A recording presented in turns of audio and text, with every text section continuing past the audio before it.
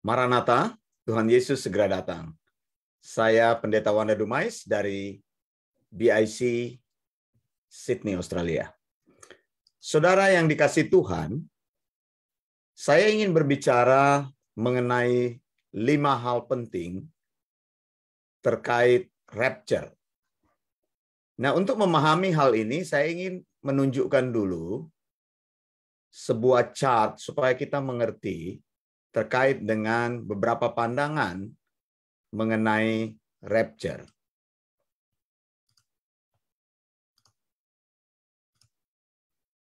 Nah, saudara yang dikasihi Tuhan, ini adalah beberapa pandangan yang terkait rapture, dan saya akan tunjukkan berkaitan dengan pendirian saya terhadap rapture. Yang pertama adalah pandangan yang disebut dengan premillennialism, pre-tribulation. Jadi saudara, kalau kita lihat dalam pandangan yang pertama ini, pre-tribulation, ini kita lihat di sini ada kedatangan Tuhan yang terjadi dalam tahap yang pertama, yang saya sering sebut-sebut sebagai rapture. Dan kemudian gereja Tuhan diangkat, bertemu dengan Tuhan Yesus di angkasa, dan ini terjadinya sebelum masa tribulasi. Masa tribulasi ini akan berlangsung selama 7 tahun. Jadi sebelum masa tribulasi, Tuhan Yesus datang untuk menjemput gerejanya. Gerejanya di sini diangkat ke angkasa bertemu dengan Yesus. Jadi ada orang-orang yang sudah mati kemudian dibangkitkan oleh Tuhan. Orang-orang percaya di dalam Tuhan. Lalu mereka dibangkitkan, tubuhnya diubahkan dengan tubuh kemuliaan. Dan orang-orang percaya yang masih hidup pada waktu itu langsung diangkat bertemu dengan Tuhan di angkasa. Kedatangan Tuhan Yesus yang kedua kali ini, tahap yang pertama. Jadi dia tidak datang ke muka bumi, hanya bertemu dengan gereja di angkasa. Ini disebut dengan rapture. Dan terjadinya sebelum masa tribulation. Kemudian terjadi masa tribulation ini. Masa ini terjadi selama 7 tahun. Jadi Tuhan datang untuk membawa gerejanya supaya gerejanya terhindar dari masa tribulasi ini. Masa tribulasi ini adalah masa pencurahan murka Allah atas bumi ini. Itu sebabnya gereja tidak perlu mengalami hal tersebut. Kemudian sesudah melewati masa tribulasi selama 7 tahun, maka terjadilah apa yang disebut dengan kedatangan Tuhan Yesus yang kedua kali. Bersama dengan gerejanya, Tuhan Yesus akan datang, kakinya berjejak di Bukit Zaitun. Jadi ini di ujung masa tribulasi, Tuhan Yesus datang. Ini yang disebut dengan kedatangan Tuhan Yesus yang kedua kali. Nah, setelah Tuhan Yesus datang yang kedua kali ini, kita lihat ini di dalam sekuensnya, ini ada di dalam Wahyu pasal yang ke-19. Kalau tribulasi ini kita mulai lihat di dalam Wahyu pasal yang ke-6. Kemudian iblis akan diikat selama 1000 tahun di lubang jurang maut atau di jurang maut di Abison. Nah, saat iblis diikat selama 1000 tahun, dia tidak menyesatkan bangsa-bangsa lagi selama 1000 tahun itu, maka Yesus mendirikan kerajaan 1000 tahun yang disebut dengan Millennium Kingdom atau kerajaan Messianic Kingdom. Atau pandangan ini juga disebut dengan pandangan Siliasem atau karena milenium adalah bahasa Latin dan tidak dikenal di dalam Alkitab. Alkitab mengatakan 1000 tahun atau Siliai atau Silia ya. Jadi pandangan ini disebut dengan Siliasem. Jadi di sini ada 1000 tahun masa di mana Yesus mendirikan kerajaannya. sesudah masa 1000 tahun ini, maka terjadilah penghakiman terakhir yang disebut dengan pengadilan tahta putih atau penghakiman tahta putih. Di mana orang-orang yang tidak percaya akan dihakimi dan mereka akan dibuang ke dalam lautan api yang bernyala-nyala bersama dengan iblis, maut, dan sebagainya. Ini adalah musuh terakhir yang akan dikalahkan di sini. Lalu masuklah di dalam eternity. Kalau kita melihat hal ini, maka kita akan melihat hal ini di dalam Wahyu itu, Wahyu pasal 21 dan Wahyu pasal 22, eternal order. Jadi sequence Wahyu itu bisa terlihat di sini. Nah, pandangan ini yang saya anut ya saat ini, yaitu pre-millennialism and pre-tribulation. Jadi rapture itu mendahului daripada tribulation. Dan kedatangan Yesus itu yang kedua kali mendahului akan milenium. Kemudian ada pandangan yang disebut dengan mid-tribulation. Ini. Mungkin saudara mempunyai pandangan seperti ini, makanya saya akan tunjukkan. Jadi di sini mengatakan bahwa rapture, mereka percaya kepada rapture. Pandangan juga ini menganut pandangan pre-millennialism, tapi mereka menganut mid-tribulation. Jadi artinya di tengah-tengah masa tribulation itu baru terjadi rapture. Dalam pandangan ini mereka menganut bahwa gereja Tuhan akan mengalami tribulation selama 3,5 tahun.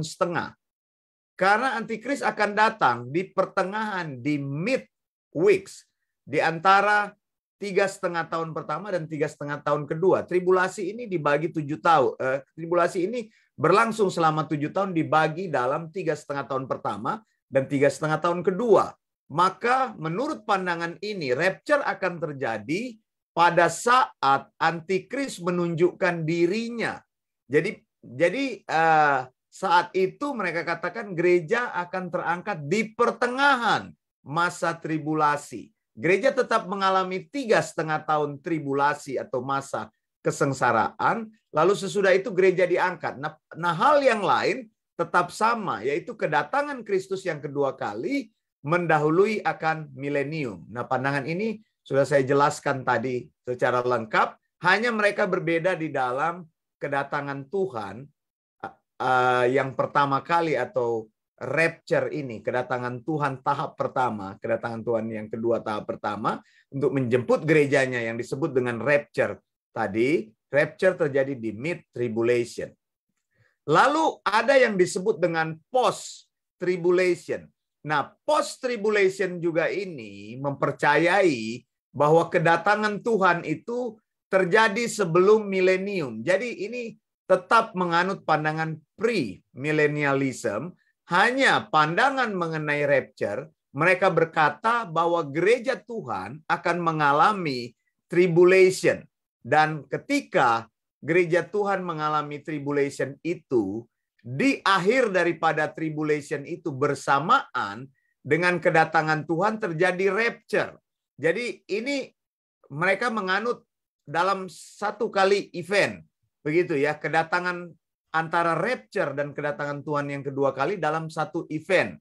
Jadi Tuhan akan datang menjemput gerejanya, kemudian gerejanya naik, lalu turun lagi begitu. Dan ini terjadi sesudah masa tribulation. Nah, ini beberapa pandangan yang terkait dengan masalah rapture. Saudara yang dikasihi Tuhan, jadi kalau kita lihat berdasarkan pandangan yang saya anut di sini, pre-millennialism and pre-tribulation ini, ada beberapa aspek atau beberapa hal penting yang terjadi ketika Yesus Kristus datang pada saat rapture untuk menjemput gerejanya. Aspek yang pertama adalah kedatangan Kristus. Jadi Kristus akan datang. Tuhan sendiri akan datang untuk menjemput gerejanya. Kalau kita baca di dalam 1 Tesalonika pasal yang keempat 13 sampai 18 di situ ada seruan yang keras yang akan terjadi, yang akan diucapkan oleh penghulu malaikat dan seruan ini akan terdengar. Kemudian sesudah seruan ini terdengar, akan juga dibunyikan sangkakala atau shofar. Jadi ini adalah sebuah panggilan, sama seperti seorang komander memanggil pasukannya untuk datang. Saat itulah Yesus akan datang, tapi kedatangan Yesus tidak datang ke bumi ini. Dia hanya sampai di angkasa untuk menjemput gerejanya. Begitu ya, untuk menjemput orang-orang yang percaya. Nah, ini peringatan bagi mereka yang bukan orang percaya. Tentu saja mereka tidak akan mengalami rapture. Jadi rapture hanya dialami oleh gereja. Itu saya mau tegaskan. Gereja, saudara, tidak ada embel-embel yang lain. Kemudian di dalam rapture juga itu terjadi kebangkitan, resurrection, begitu ya. Jadi ada banyak orang percaya yang akan bangkit pada waktu itu. Rapture ini merupakan sebuah gegap gempita karena orang percaya yang banyak itu yang sudah mati dibangkitkan oleh Tuhan, dan orang-orang yang masih hidup pada waktu itu mereka akan diubahkan dalam sekejap. 1 Korintus 15 ayat yang ke-22 menunjukkan hal itu. Gitu. 1 Korintus 15 ayat 52. Sekali lagi saya ulangi. 1 Korintus 15 ayat 52. Jadi terjadi perubahan dalam sekejap, begitu ya. Bukan sesuatu yang terjadi secara pelan-pelan, tapi dalam sekejap, begitu ya. Jadi ada kedatangan Tuhan yang pertama, dalam kedatangan Tuhan tahap pertama, kedatangan Tuhan yang kedua, tahap yang pertama. Kemudian di ayat yang ke-17 ya, dari 1 Korintus pasal yang keempat. Tadi 1 Korintus 4 ayat 16 kedatangan Kristus. Kemudian kedatangan yang disebut dengan rapture yaitu ayat 17. 1 Tesalonika 4 ayat 17 itu bicara tentang rapture. Orang yang masih hidup akan diangkat bertemu dengan Tuhan di hadirat Tuhan, tapi mereka tidak mengalami kematian. Begitu ya. Jadi ini luar biasa sekali karena orang percaya yang masih hidup saat itu, tubuhnya yang saat itu adalah tubuh jasmani, Tuhan ubahkan dengan caranya sehingga tubuhnya itu tidak mengalami kematian, tapi tubuhnya itu langsung memakai tubuh yang tubuh kemuliaan, tubuh kebangkitan, begitu ya. Jadi rapture ini adalah sebuah pengalaman yang luar biasa di mana Tuhan akan mengubah orang percaya. Orang percaya yang masih hidup itu mengalami translation, begitu ya. Dari tubuh yang mortal, mereka memakai tubuh yang immortal, begitu ya. Tubuh yang jasmani ini di-replacing. Jadi ditukar dengan tubuh yang tidak binasa. Itu bagian yang kedua. Jadi sekali lagi 1 Tesalonika 4 ayat yang ke-16 berkaitan dengan hal-hal penting mengenai rapture. Yang pertama, kedatangan Kristus. Lalu yang berikutnya adalah ayat 16 itu juga adalah berkaitan dengan kebangkitan orang mati di dalam Tuhan. Lalu kemudian terjadi rapture 1 Tesalonika 4 ayat 17. Kemudian 1 Tesalonika 4 ayat ke-17 juga bicara tentang reunion ya saudara. Jadi ada reuni besar di sini. Jadi kita akan bertemu dengan orang-orang yang kita kasihi yang sudah meninggal. Lalu kita akan bertemu dengan Tuhan di dalam rapture tersebut. Jadi saya berkali-kali katakan ketika orang meninggal, maka kita akan berkata sampai bertemu pada saat rapture. Karena saat rapture itulah terjadi pertemuan, terjadi the great reunion, yaitu bertemu dengan Tuhan dan bertemu dengan orang-orang yang kita kasih yang terpisah dengan kita, yang terpisah oleh karena kematian. Jadi banyak sekali orang yang bertemu dengan sesamanya, bertemu dengan orang yang dia kasih, bertemu dengan Tuhan. Dan ini saudara adalah pertemuan yang luar biasa Jadi sebuah reuni yang besar begitu ya. Anda melakukan reuni di mana-mana, tapi ini reuni yang luar biasa.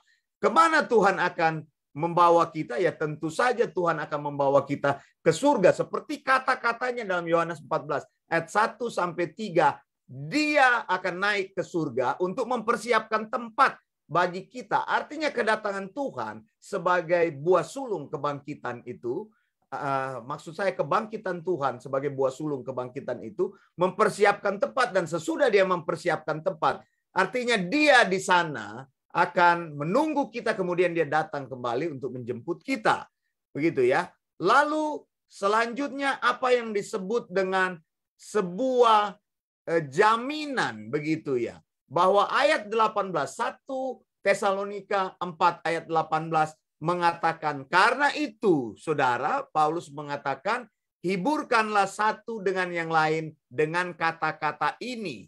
Begitu ya. Jadi saudara, dikatakan hiburan itu mendorong, artinya menasehati.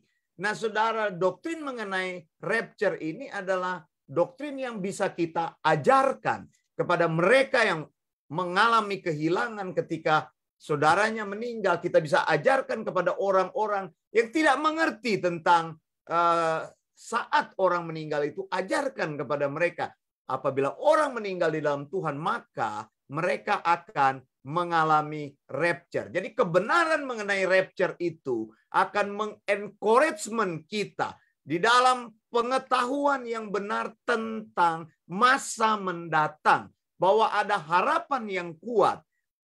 Saudara-saudara kita yang kita kasihi itu yang telah meninggal di dalam Tuhan akan dibangkitkan, dan orang-orang yang masih hidup itu akan diubahkan ketika Tuhan datang. Dan pengharapan inilah yang harus terus kita hidupkan, harus terus kita nasihati, harus terus kita ajarkan, harus terus kita semangati kepada orang-orang yang masih hidup. Betapa indahnya janji Tuhan mengenai rapture kepada kita. Dan rapture itu akan terjadi ketika dikatakan saat pembukaan meterai pertama, ada terjadi perjanjian antara orang Israel dan perjanjian dengan orang yang disebut dengan membawa damai itu. Jadi membawa damai semu. Pada saat itu akan terjadi perjanjian damai antara Israel dengan dia, dan kemudian akan terjadi pembangunan bait suci yang ketiga. Israel akan didorong untuk membangun bait Allah yang ketiga ini. Pada saat itulah mulai terjadi tribulation. Sebelum tribulation itu terjadi, masa tribulation, pembukaan meterai pertama, Kristus sudah menjemput gerejanya untuk menghindarkan mereka dari masa tribulation itu. Saya Pendeta Wanda Dumais untuk Bible Independent Church dan Eleos Theological School. Maranatha, Tuhan Yesus segera datang. Blessings.